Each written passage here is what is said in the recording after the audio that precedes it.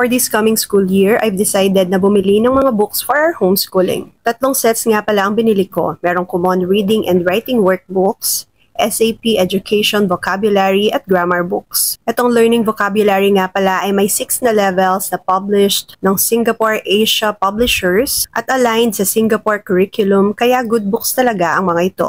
Alam naman natin na Singapore consistently ranks among the top countries globally in English literacy. Ang maganda sa mga books na ito ay naka-breakdown ang mga complex concepts into small manageable steps at may mga answers key na din nakasama. Pagbukas ko pa lang ng mga books ay nagustuhan ko na kaagad dahil ganito ang mga activities na hinahanap ko at piniprint para kay Dalian. Yung sakto lang yung challenge para sa kanya. Sa pag-introduce ng mga bagong words, kada sasagutan sa bawat number ay may picture sa side na magsisilbing guide niya sa pagsagot.